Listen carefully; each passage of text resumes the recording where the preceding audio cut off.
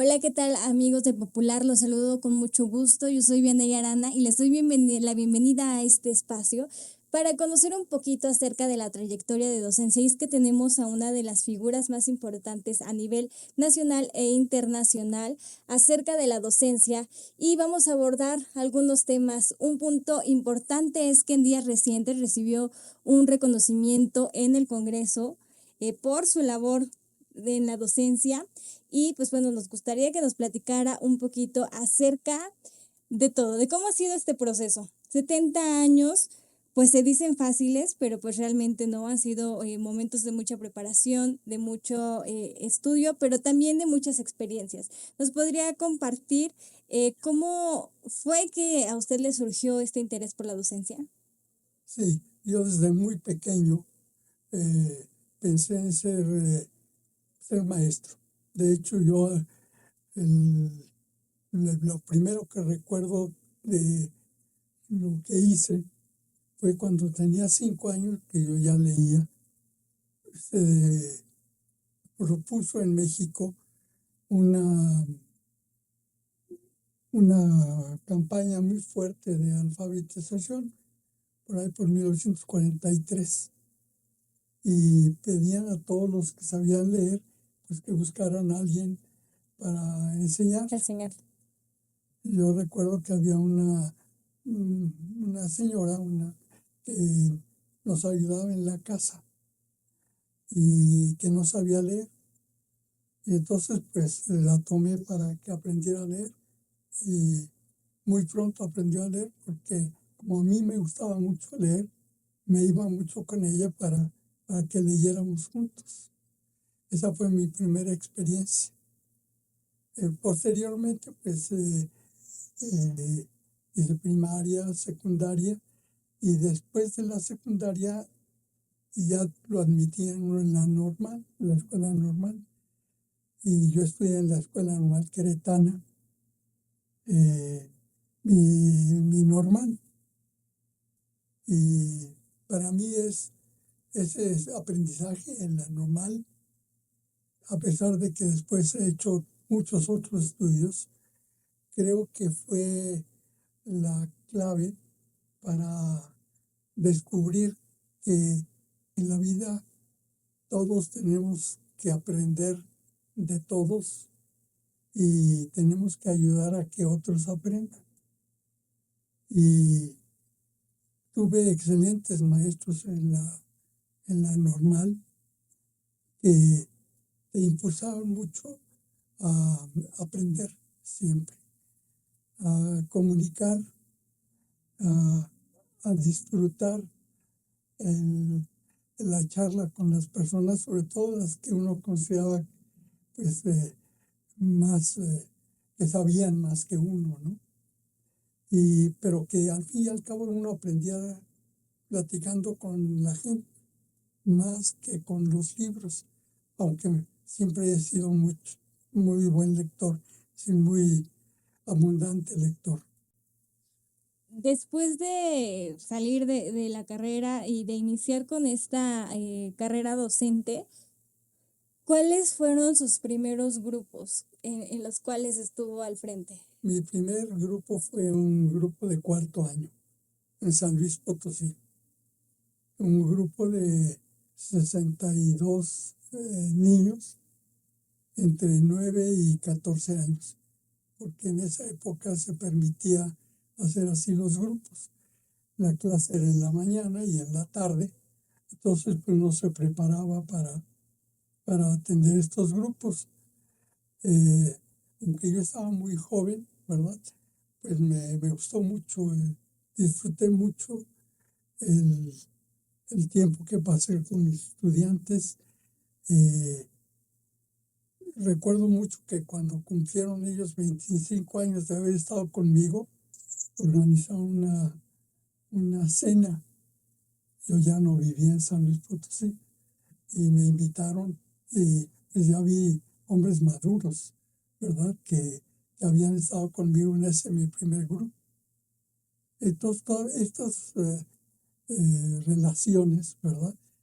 Además de que te enseñan mucho, te confirman que es un, un camino de desarrollo personal, pero también muy necesario para el crecimiento del país, porque te genera también, que es algo que aprendí mucho en la normal, a no olvidarte que una de las finalidades principales en México de la educación, de la escuela, podríamos decir, es generar el amor a la patria. Y, y eso te vincula mucho desde la normal a sentirte parte de, pues, de esta patria, ¿verdad? Generar amor a la patria. Que por cierto, hoy día hasta parece un poco ridículo que uno hable del amor a la patria, ¿verdad? Desde que usted empezó a estar pues frente a alumnos, a estudiantes, y obviamente a lo largo del tiempo pues todas estas generaciones fueron cambiando, igual cambiando la estructura y de educativa y muchas cosas. ¿Nos podría decir cuál es la experiencia que más le marcó en su cuestión profesional? Pues prácticamente todo lo que he hecho en mi vida me ha marcado muchísimo, muchísimo. Yo estoy nada más enseñando 3 años en primaria, o 3 años y medio. Luego comencé a dar clases en secundaria, pero al mismo tiempo de dar clases en secundaria, me gustaba mucho eh, hacer deporte con los estudiantes. Me encantaba eh, hacer música con ellos, eh, hacer teatro, ¿verdad? Y eso eh, pues me permitió también darme cuenta que la escuela es un recinto privilegiado, pero que si no se manifiesta más allá de los muros de la escuela y no influyes en la sociedad con lo que haces, pues la educación carece de sentido, ¿verdad? Mucho trato con los padres de familia, pero después mucho trato también con los vecinos. Sentirte que estás en una comunidad y que esa comunidad pues también depende de lo que tú hagas como proceso educativo. Eh, Me di cuenta, creo que muy pronto, que las escuelas tomaban el nombre del poblado donde estaban, como lo estaban haciendo también las universidades, o lo habían hecho desde el inicio de la creación de las universidades. La Universidad de Bolonia, la Universidad de París, la Universidad de, de Bristol. Eh, ¿Por qué esto? Yo me preguntaba, ¿no? Y entendí, comencé a descubrir que la función no es lo que sucede dentro de la escuela, sino lo que uno puede provocar desde la escuela y en la comunidad de un proceso que sea efectivamente educativo. Me di cuenta que la docencia es bonita, pero que tiende a ser dogmática, ¿verdad? Tiende a que uno crea que sabe y le transmite a los otros lo que deben saber. Y fui descubriendo que no, que los procesos tienen que ser procesos de educación. Y comencé a darme cuenta que era más importante ser educador que, que ser maestro, ¿no? Que ser docente. Porque el, el único medio que hemos encontrado los seres humanos para ser verdaderamente humanos es la educación. Desde la normal nos decían que habían encontrado en en Colombia o en Brasil o en África, niñas que habían creado con los animales, que no habían podido desarrollarse como seres humanos y que luego les había costado muchísimo trabajo, ¿verdad?, aprender a ser humanos. Y pues sí, descubrí que este es el gran descubrimiento, la gran invención del ser humano, es el proceso educativo. Aprender, ¿para qué? Para que te hagas cada vez más ser humano. Y esto es lo que más me atrae de los procesos educativos. En este proceso descubrí, aunque de alguna manera desde tercero de primaria nos enseñaban la Constitución y en quinto de primaria ya te sabías algunos artículos de la Constitución cuando yo estudiaba, ¿verdad?, por las clases de civismo, descubrí que la Constitución mexicana, aún con todo lo que le han metido recientemente, con todas estas modificaciones que lo han destruido, descubrí que el artículo tercero, tal como se promulgó en 1945-46 prácticamente, encerraba no nada más el artículo tercero, sino el total de la Constitución, el proceso que nos hace humanos, pero mexicanos, no cualquier tipo de ser humano, ¿no? Y ahí descubrí que lo más importante de la Constitución y de los procesos educativos es aprender a ser pueblo.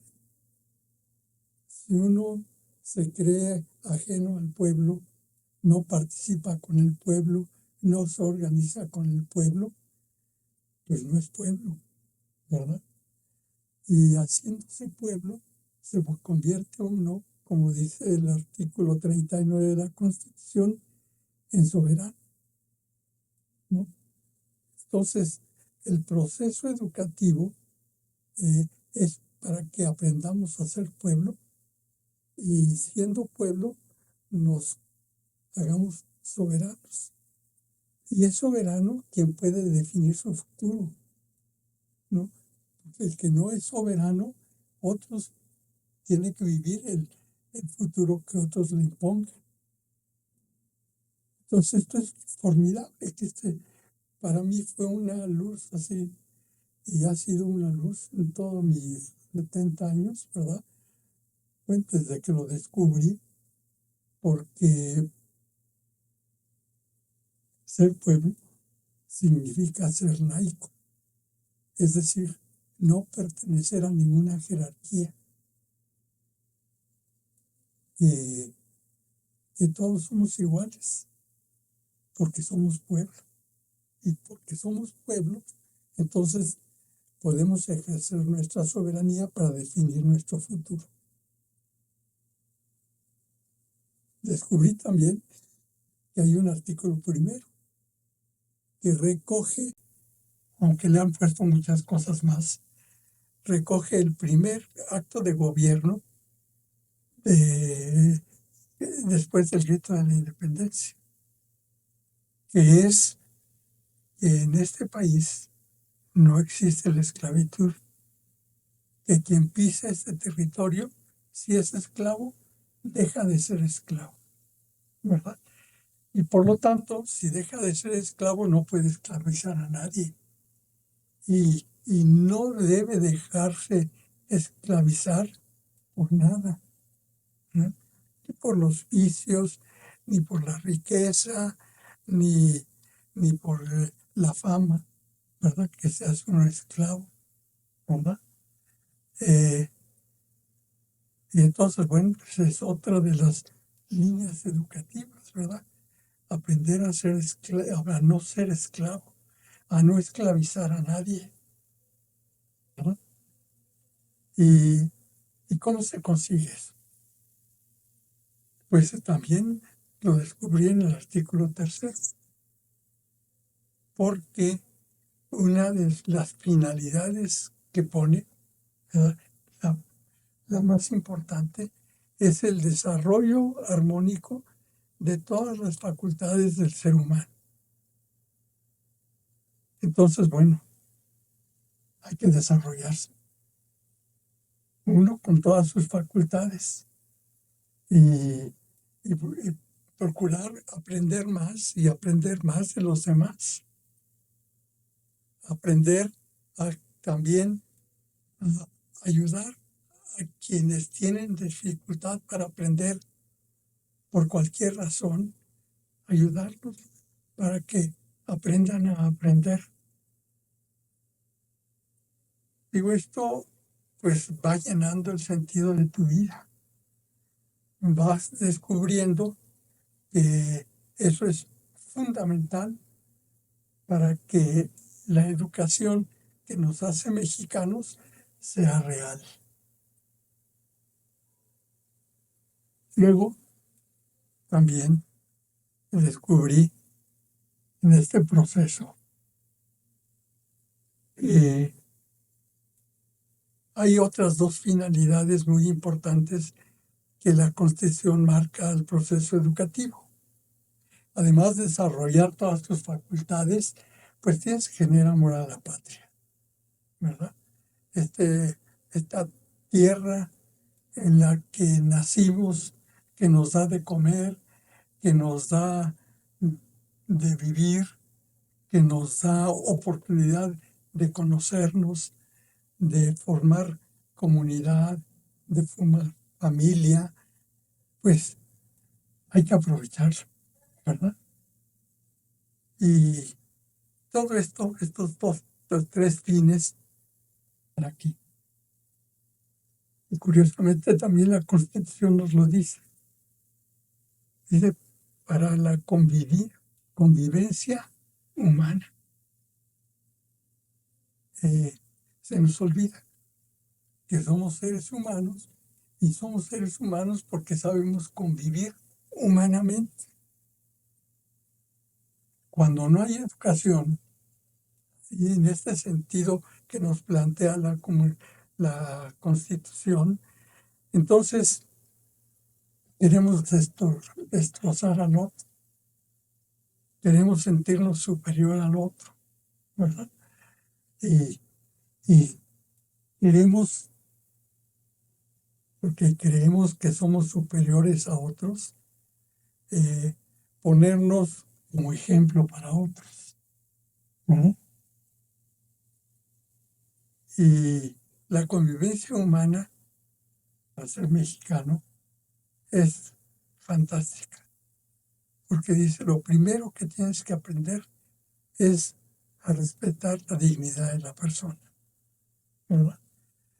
Y la dignidad de la persona pues, es mía, pero también es tuya, y también del otro, y de todos, aún los que no se portan bien, ¿verdad? Tienen una dignidad que a veces no la han descubierto. Hay que ayudarles. Y la dignidad está muy ligada al origen, a tu historia, ¿verdad? Hay gente que ha vivido una historia desde pequeño de hambre, de desamparo, pues esos son los que más necesitan, ¿verdad?, descubrirse como personas, ¿eh? para, para poder ser verdaderamente mexicanos. Y esa es la función de la educación, ¿verdad? Aprender que somos seres humanos y seres que debemos convivir humanamente. Esto parece una historia muy bonita, una utopía muy bonita. Claro que es una utopía, porque si no hubiera esa utopía, no podríamos vivir, ¿verdad? No podríamos configurar un futuro, ¿eh?, no como el que estamos viviendo ahorita, de hacer guerra matando gente, destruyendo gente. ¿Por qué? pleitos absurdos. Por ejemplo, de un territorio que ni siquiera es de nadie, ¿verdad? Uno es de la tierra, no, nosotros regresamos a la tierra, ¿verdad? Entonces, esto es fantástico en la Constitución y yo creo haberlo descubierto muy pronto en mi vida y cada vez me he empeñado más en esto y claro, he estudiado mucho y en muchos lugares del mundo. He tenido la oportunidad y, y llevo este mensaje de la Constitución, porque además la Constitución de exigir el respeto a la dignidad de la persona, te pide eh, que aprendas a respetar la integridad de la familia. Familias que se dividen no son familias, tienes que integrar. Y tú integrarte a una familia también, ¿verdad? Y ¿eh? Expandir esa familia para que el sentido de familia se extienda en las comunidades. Bueno, me voy a saltar un poquito porque el día que me dieron un reconocimiento en el Congreso del Estado, hice referencia a un artículo de la Constitución Política de Puebla. Es la única constitución que dedica todo un artículo extenso a la familia. Ninguna otra constitución de ningún otro estado de la República y menos de otros países hacen lo que tiene esta constitución, que es el artículo 26, que muchos de los poblanos nunca lo han leído, ni saben lo que contiene. Pero si viviéramos nada más el artículo 26, seríamos un pueblo totalmente distinto, ¿verdad? Porque seríamos los mayores defensores de la familia. Contagiaríamos a los demás el sentido de familia como el origen de toda la sociedad, ¿verdad? Bueno, pero esto es entre paréntesis. Pero es muy interesante que no se define qué tipo de familia en la Constitución. Se define que haya familia eh, y que esa familia se sienta integrada, es decir, que forman una sola realidad. Pero además, la Constitución dice que el aprendizaje a ser humano eh, implica poner el interés general por encima del interés individual particular. Qué difícil es eso. Siempre sentimos que nosotros debemos ser los primeros y los demás, pues quién sabe, ¿no? Pero eso es lo que nos hace humanos, poner el interés de los humanos por encima del interés particular mío, ¿verdad? Y esto es lo que me hace libre, ¿verdad? Porque me permite aprender a qué le voy a decir no y a qué le voy a decir sí, ¿no? Que es el acto supremo de la libertad. Si, si yo estoy enfermo de diabetes, pero me gusta mucho la Coca-Cola o cualquier refresco, y le digo sí al refresco y no a mi salud, ejerzo un acto de libertad, pero me estoy autodestruyendo, ¿verdad? El aprender es, el proceso educativo es, le voy a decir no al refresco para decirle sí a mi salud, ¿verdad? Y esto es lo que me va enseñando a ser verdaderamente humano, libre. Está justamente ligado con poner el interés general por encima del interés personal, ¿verdad? Además de eso, dice que en la Constitución, ¿verdad? No me estoy saliendo de la Constitución. Estas decisiones que nos hacen libres nos iban a generar fraternidad, que somos hermanos, ¿verdad? Y que por lo tanto no tienes que hacer distingos, ¿verdad? ¿Por qué? Porque aunque seamos diferentes, todos somos hermanos. Y eso es lo que nos hace hermanos humanos, ¿verdad? Si eso lo viviéramos, ¿verdad? Y esto está muy ligado con otro de los fines que nos plantea la propia Constitución, que es la solidaridad internacional. Esta fraternidad tiene que ser tan amplia que tú veas hermanos a los que están muriendo en Gaza, a los que están sufriendo en África, a los que están sufriendo en Chiapas, los que están sufriendo donde sea en las cárceles, ¿verdad?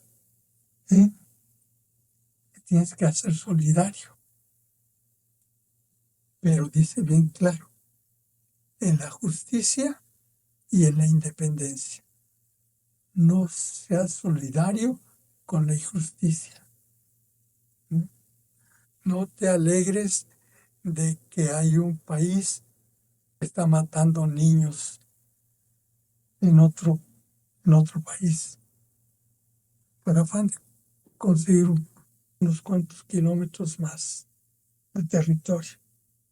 No, eso es injusto. Y eso no puedes ser solidario con ellos, ¿no? Pues esto es en síntesis lo que a mí me ha fascinado de la educación mexicana. Luchar por esto, trabajar por esto, aprender día a día, porque esto no es fácil, ¿eh? A vivirlo y ayudar a que otros lo vivan, pues es el sentido de la vida. Da sentido a tu vida, da sentido a, a sentirte mexicano, ¿verdad? Y con lo que digo de la Constitución poblana, yo creo que nosotros, si no nos hacemos verdaderamente poblanos, nunca vamos a ser verdaderamente mexicanos.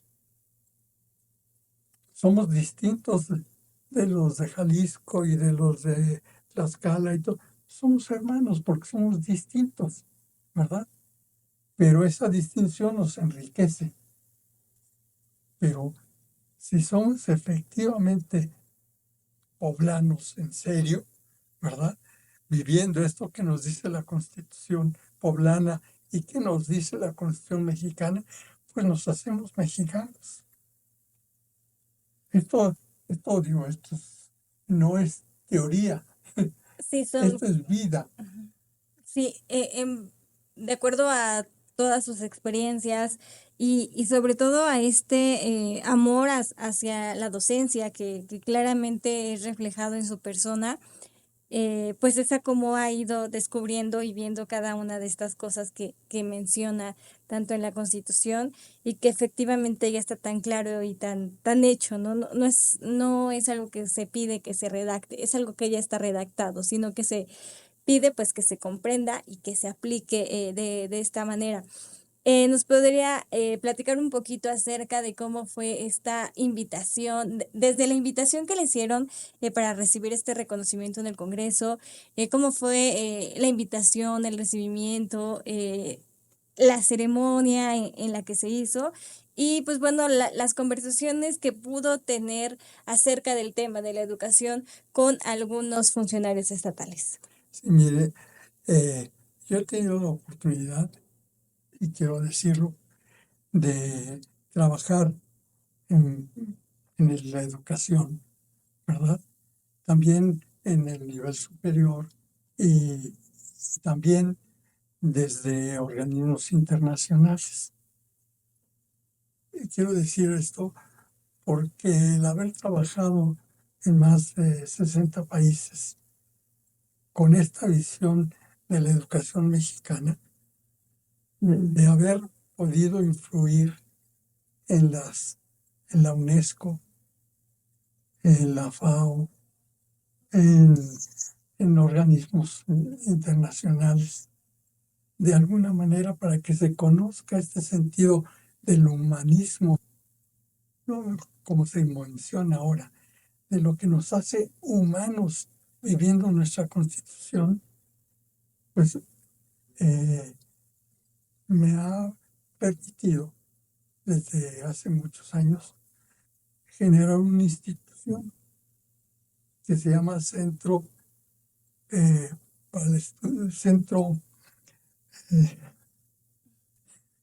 Centro Internacional de Prospectiva y Altos Estudios, CIPAE. Actualmente desde hace 33 años está en Puebla.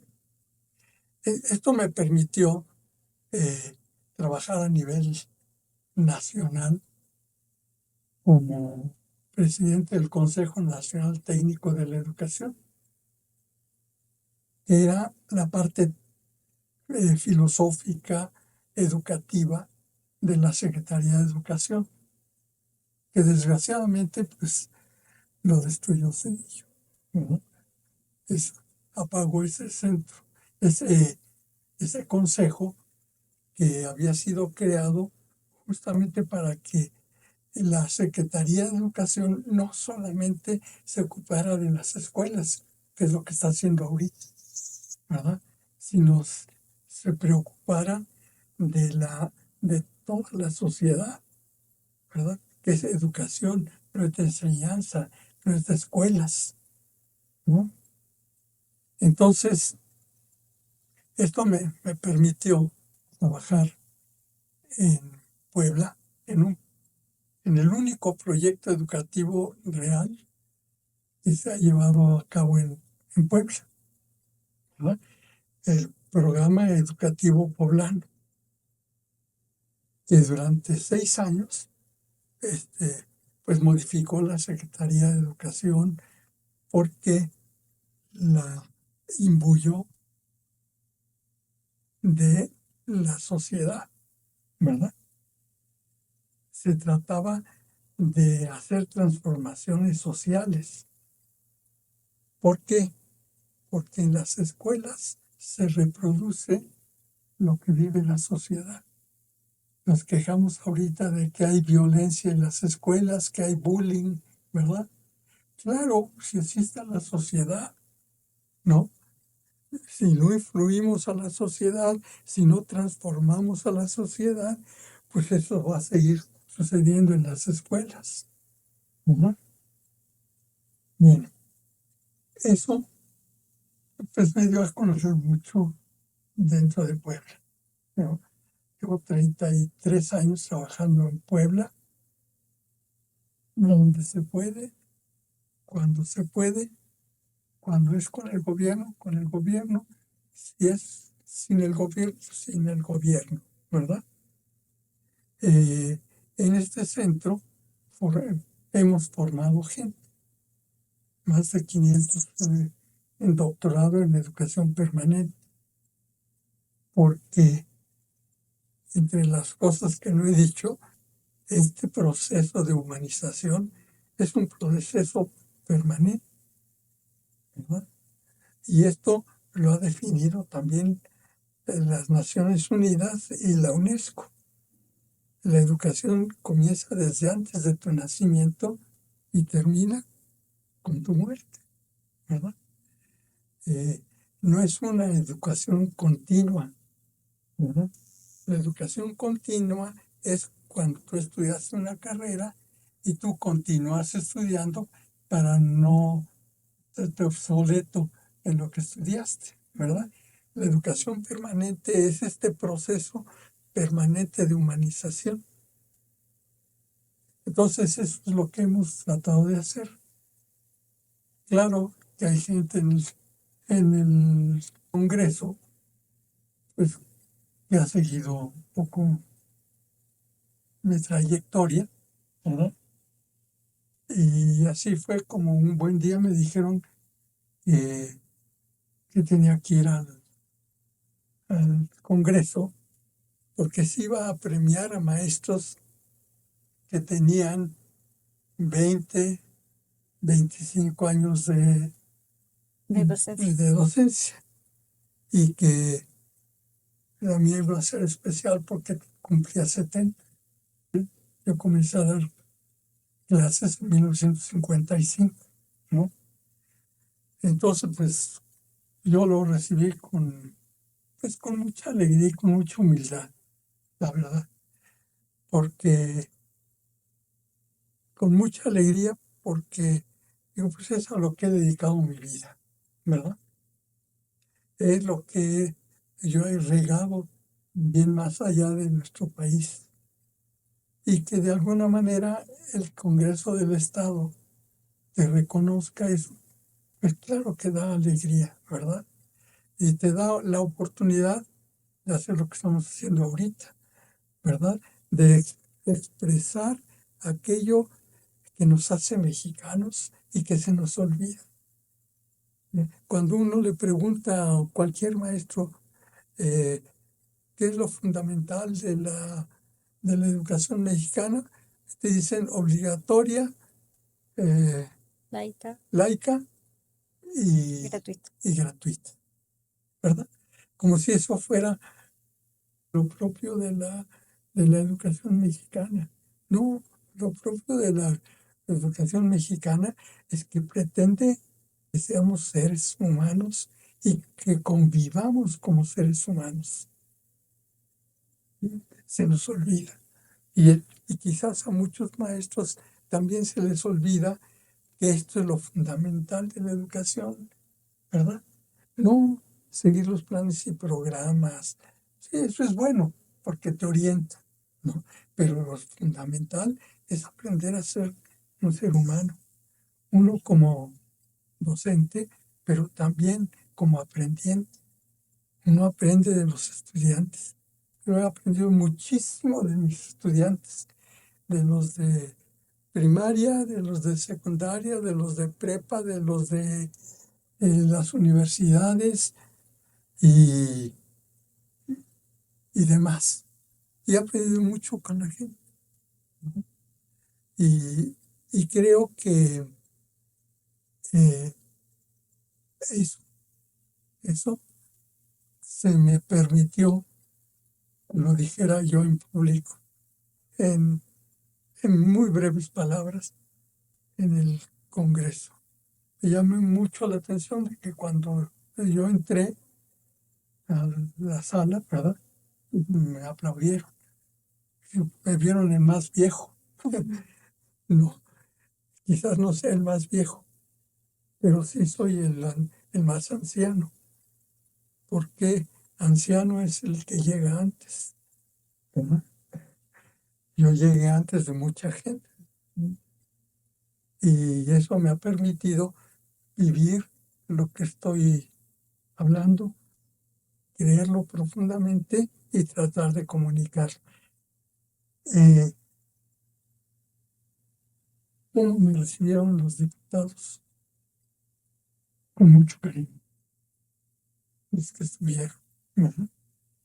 Y, y me alegró mucho ver ahí maestros que cumplían 20 y 25 años, creo que algunos 30, ¿no?